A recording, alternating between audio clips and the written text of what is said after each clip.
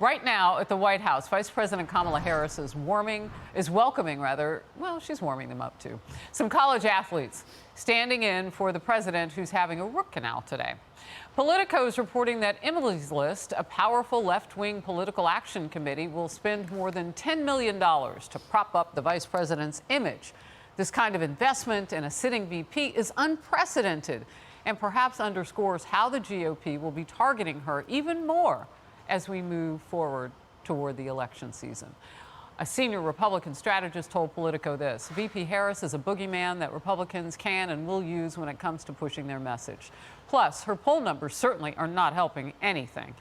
GOP presidential candidate Nikki Haley warns voters what pulling the lever for that ticket would really mean. Let's be very clear. If they think it's going to be President Biden, a vote for President Biden is actually a vote for President Harris. We are running against Kamala Harris. Make no bones about it. Every liberal knows it. They know that it's Kamala Harris that's going to end up being president of the United States if Joe Biden wins this election. Tammy Bruce, Fox News contributor, host of Get Tammy Bruce on Fox Nation. David Carlucci, a former New York State senator. Great to have you both here. Thank you. Yeah. So, why run against Kamala? Well, I think she's right. Obviously, the issue is the age, and we expected this even to happen in the first term. It seems not to. We expected him, if he wasn't going to run, that Kamala would run as the vice president. So I think it's a genuine issue. The other problem is, though, that the Republicans don't really have to work hard to make her appear to be unpleasant or a problem. Her own poll numbers already show that the American people are not impressed.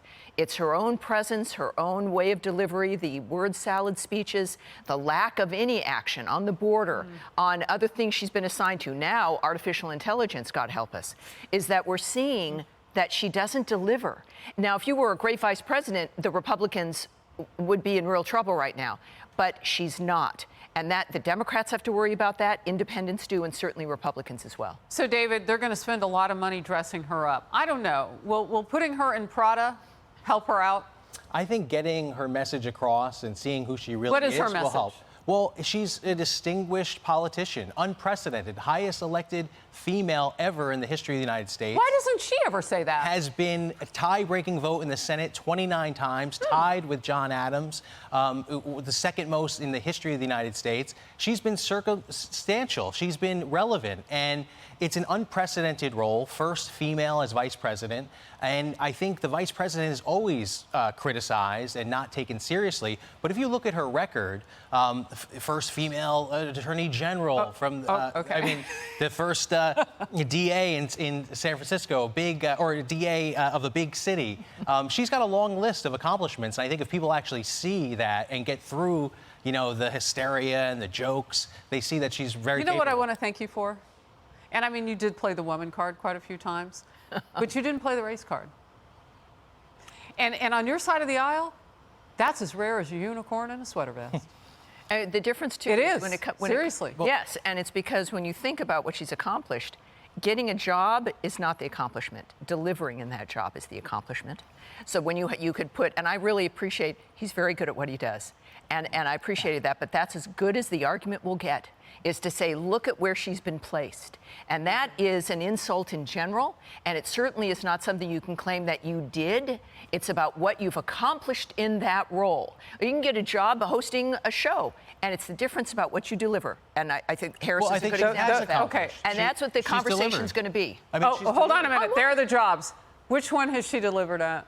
I know we missed a couple. Well, the audience didn't because they could see it. I mean, we can look at major accomplishments that the Biden administration has gotten. No. I want to know which job she succeeded at. Do we need to scroll that again for David? Because I seriously want to know. Well, because if you're telling me that she's accomplished going out on the stump and being able to echo her boss, well, that was an easy job because he can barely get the words out in the first place. So it's not really an echo. I think there's a difference between complaining and campaigning.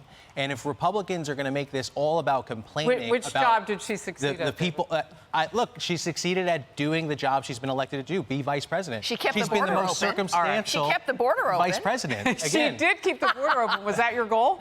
Oh, Oh, that's a tough question. If we talk about immigration reform, President Biden put that out on his first day in office. Please don't start with him when it's talking about her job. Well, I think Republicans think she's running for president. She's not running for president. No. They think Biden that he may not be able to complete a second term. And she couldn't only even God complete can that judge job. that, and we don't know. David, she couldn't even complete that job. She dropped out early. She went away. California didn't even want her. She's not running now. That's not even a job she could run for. You've run and won. I mean, it's a very interesting position she's in, and it's a shame, but I think the Democrats are recognizing it as well. And I heard what you said. Only God could judge it. But this president changed the rules on that. He said to watch him. Everybody watch him. But I agree with you. We should watch the Lord is in president. control. Of course. Okay. We'll see how it goes. There seems to be real concern now among Democrats about a third-party candidate in 2024. The bipartisan group No Labels has serious money to launch an independent campaign, and it suggests a unity ticket could get enough electoral votes from moderate states to win the White House. But the center-left think tank Third Way says any third-party run would ultimately help the GOP. A recent op-ed titled "Don't Count a Third Party Out in 2024" says, in part, Democrats and their aligned groups see a third party as an existential threat. Kellyanne Conway on the powerful role of a third-party candidate. Even if you don't become president, you as a third-party candidate spoiler can decide who is the president. This happened in 1992 when we had Bush 41 as the incumbent, and a guy named Bill Clinton, the Arkansas governor, got elected with 43.5% of the vote. Why? Because Ross Perot got 19% of the popular vote, even though he didn't rack up any electoral votes.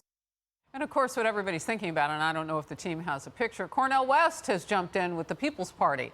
But more importantly, what about that intra-party candidate, Robert F. Kennedy Jr., who's ticking up to 20% of where Democrats say that they would vote? Well, I think Robert Kennedy Jr. doesn't have a chance at all. I think what's more circumstantial would be this third-party candidate, right? If West gets on the ballot in multiple states, of course, now we're talking about something different. If Manchin's on the ballot as a third-party candidate. But again, what do Democrats do if that happens? It depends on what type of candidate it is. And yes, that could take away from certain votes. So what does that look like potentially with Manchin? Cornel West is in. Well, I think when I look at this, I think it's more of a problem for Trump. Look, he's got over 10 candidates running against him in the primary. We can only point to RFK in the Democratic primary. David, there's a lot of dissension. You know I adore you, but that's a little bit of I think when we talk to Republicans... And I know I mentioned the word unicorn. I just didn't think it was going to be you. Well, many of them will Tammy. say they'll vote for anybody but Trump. Yeah. Go ahead. RFK Jr., Bobby Kennedy, they should start calling him Bobby Kennedy, is to the left. He's not, but he's reasonable. And I think his numbers are going to continue to get better. He's not a third party, though. He is not. But at the same time, if you have a bloc like a Cornel West who affects the African-American vote, who peels people off that they're already having trouble with, Donald Trump already has, made terrific inroads to the black vote around the country. So that presents a dynamic that is worse for the Democrats than it is for Donald Trump. And at the same time, I think what the Democrats have to do, and you might be seeing it, no debates, right? Running it from the basement. Does that work, spending all the money. Look who won the presidency. Spending all that money. I think because age is an issue, though, Tammy and David. Yes, it is. It might be harder to run from a debate. Joe Biden We got to run because outnumbered Trump. is after the break. Thank you both for being here. Thank you. Hey everyone, I'm Emily Campagno. Catch me and my co-hosts Harris Faulkner and Kaylee McEnany on Outnumbered every weekday at 12 p.m. Eastern, or set your DVR. Also, don't forget to subscribe to the Fox News YouTube page for daily highlights.